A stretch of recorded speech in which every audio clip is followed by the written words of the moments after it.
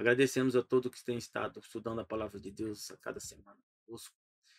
E vamos fazer uma oração para que Deus nos conduza. Nosso Deus e Pai, seja conosco, guia nos momentos que se seguem a estudar a tua palavra. Pedimos suas bênçãos em nome de Jesus. Amém. Então, o tema dessa semana é a aliança no Sinai. Nós vamos entender que essa aliança de Deus é um plano chamado plano da redenção, para salvar toda a humanidade. E a aliança que Deus fez com o povo de Israel é parte desse plano. E nós vamos entender aqui em Êxodo 19, 4, 6, Deus dizendo assim: vocês viram o que fiz aos egípcios. Então Deus fez algo real, que aconteceu, que eles sabiam que tinha acontecido, e Deus usa isso como base para eles entenderem que é Deus e que ele vai fazer mais ainda por eles. E para nós sabemos que isso aconteceu. Então, vocês viram o que fiz aos egípcios e como levei vocês sob asas de água. Então, a águia, ela conduz e protege os filhotes, né? Então, Deus também tem um plano de conduzir e proteger a cada um de nós, a mim e a você. E os trouxe para perto de mim. Então, o plano de Deus é trazer, né, as pessoas, né, os povos para perto dele. Por quê para perto dele? Porque depois do pecado nós estamos afastados de Deus. Mas Deus não descansou, né? Deixou a coisa continuar dessa forma. Ele traçou um plano. E esse plano é chamado plano da redenção. E Deus diz aqui: agora, pois, se ouvir atentamente a minha voz e guardarem a minha aliança, vocês serão minha propriedade particular. Então, ou peculiar, na verdade. Então, Deus está dizendo aqui para mim e para você que isso é algo condicional. Primeiro nós temos que ouvir, depois nós temos que decidir guardar. Se decidirmos guardar, Deus diz aqui: agora você vai ser minha propriedade peculiar, dentre todos os povos. Significa, se é dentro de todos os povos, significa que nós, né, não somos o todo. Então, os outros povos também é para fazer parte dessa aliança. E aqui diz: porque toda a terra é minha, e vocês serão para mim um reino de sacerdote e uma nação santa. Então, o sacerdote tinha um papel de interceder pelo povo. Então, Deus decidiu, planejou que o povo, a nação de Israel, fosse o quê? Assumisse esse papel sacerdotal e fosse uma nação santa. Então, o plano de Deus não é só para Israel, também é para os demais povos. E aí, Salmo 63, 8 diz assim: minha alma te segue de perto e a tua destra me sustenta. Então, se nós tomarmos a decisão, né, de seguir a Deus de perto e confiar nele, que ele nos sustente, ele vai fazer. Mas nem sempre vai acontecer da forma que a gente pensa. Salmo 34, 18 diz assim: perto está o Senhor dos que têm um coração o quê? Quebrantado. Então, um coração humilde na presença de Deus, um coração que aceita a repreensão e a correção de Deus. Deus diz que vai estar perto dessas pessoas, né? E diz ainda, né, que salva os contritos de espírito. Então, Deus tem um plano de salvar todos aqueles, né, que são, humildes na presença dele. E Jeremias 23, 3 diz algo assim para mim e para você, a gente entender quem é esse Deus. Porventura sou eu Deus de perto? Diz o Senhor, e não também Deus de longe? Então, Deus é Deus. Não existe longe e perto para dizer: Deus não está vendo, né? Deus sempre está vendo. E Deus está nos acompanhando, não é para nos perseguir, né? Nos dizer que nós estamos fazendo errado, e sim para nos capacitar para fazer o certo. Esse é o plano da redenção. Salmos 85, 9 diz assim: certamente que a salvação está perto daqueles que o temem. Temer é respeitar a Deus. Ter Deus em consideração nas coisas que nós fazemos, né, a cada dia.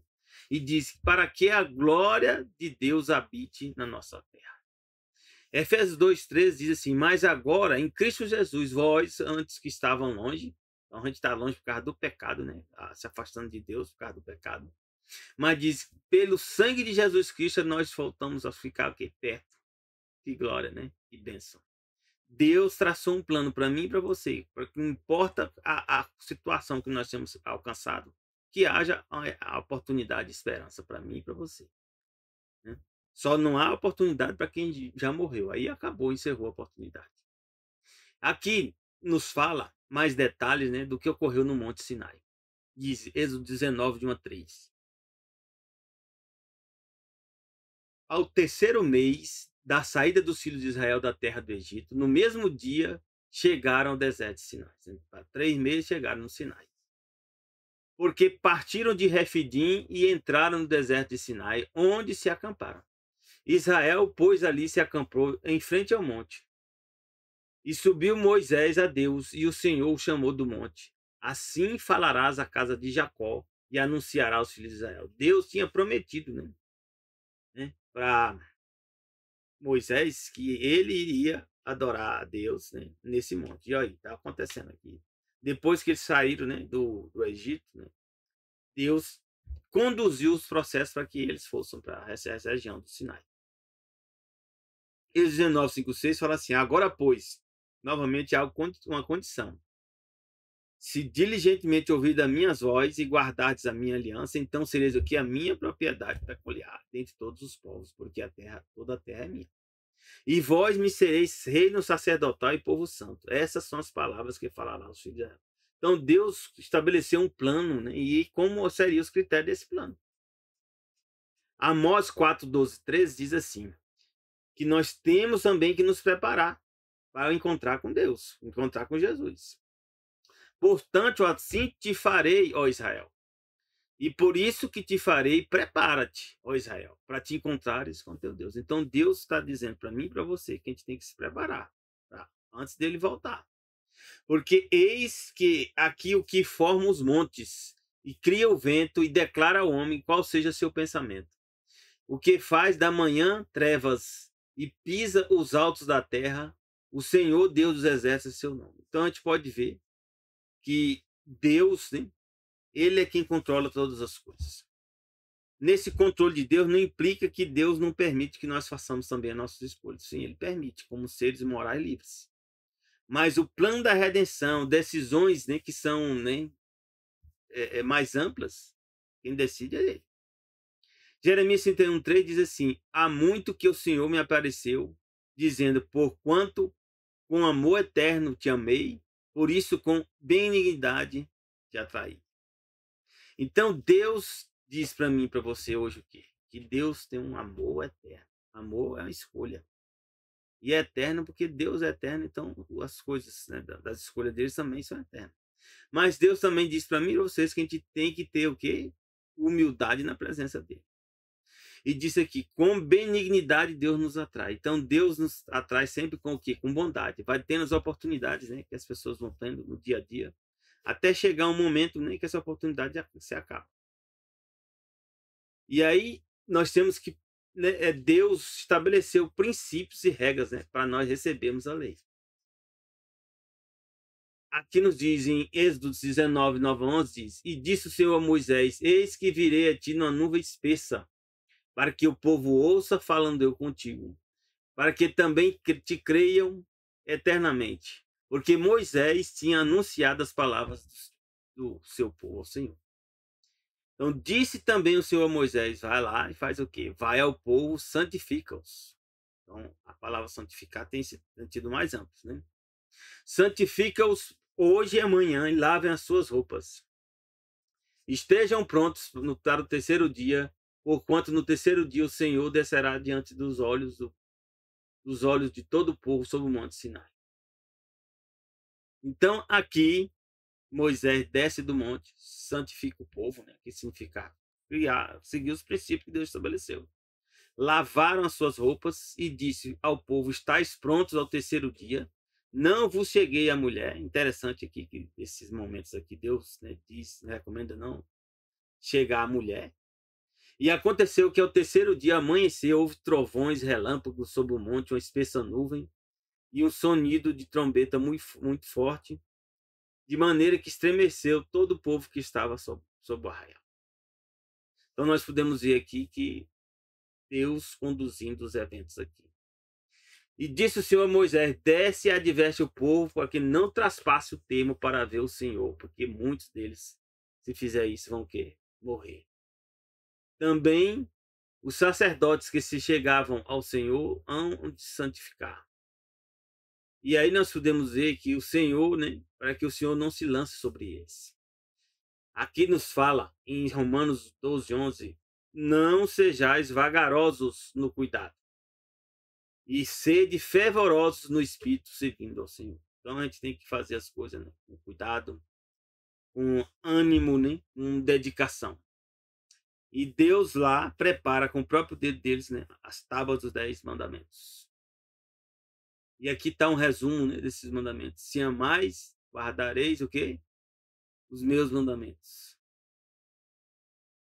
E aí nós podemos ver que Deus relaciona, né, ou Jesus aqui, né, de fato Jesus é Deus, né, que amor implica na guarda dos mandamentos.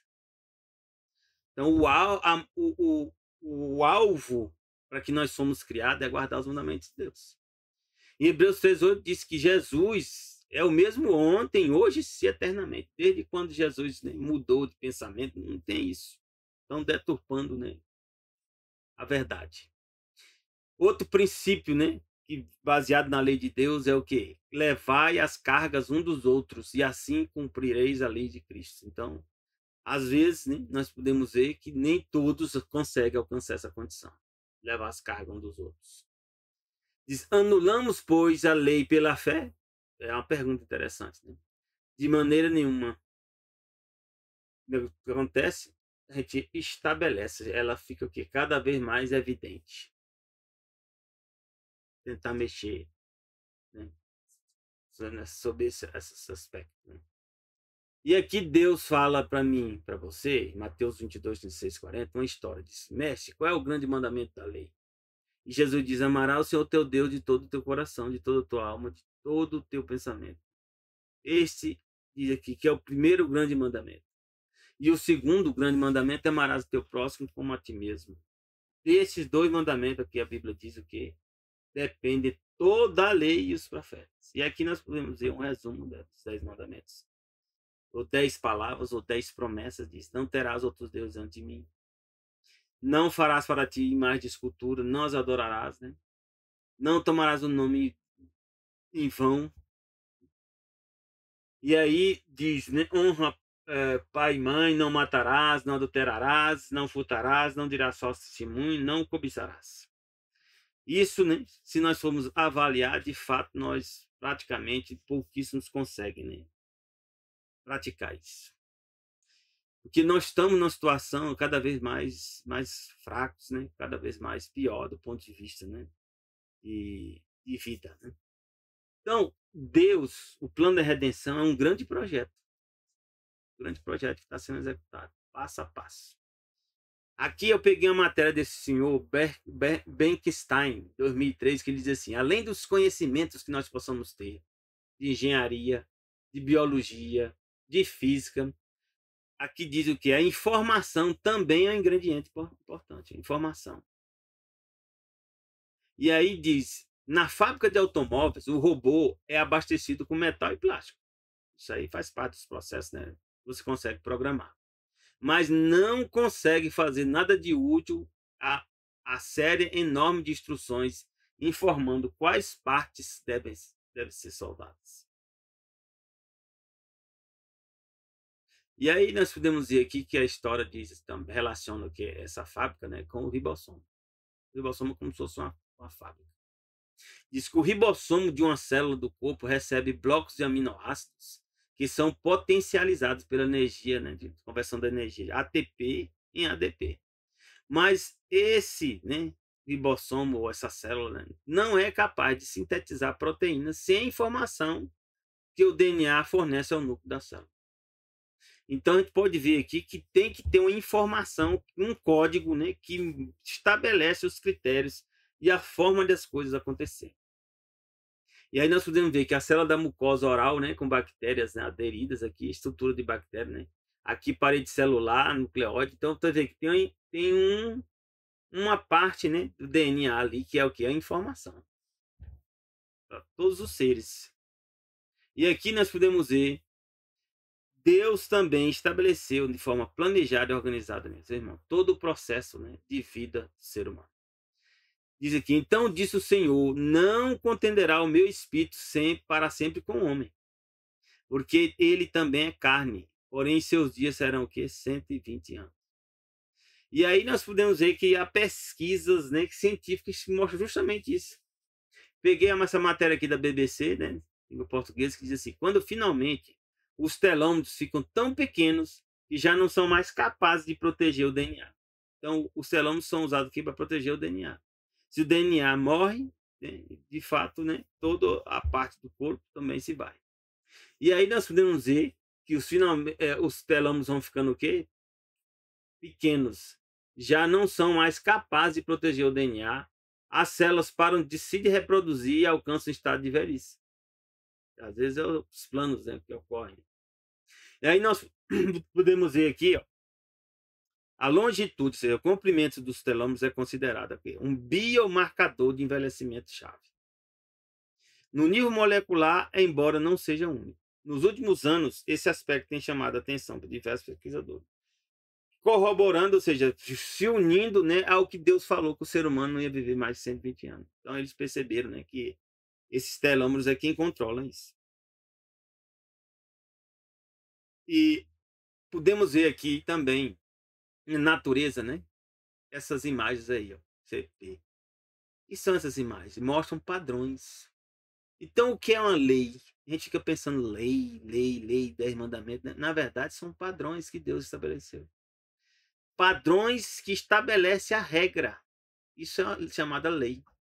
E aí a gente pode ver que na natureza existem padrões que se repetem, né? Mostrando que uma forma, né, que deve ter tido uma forma inteligente que estabeleceu esses padrões. Aí.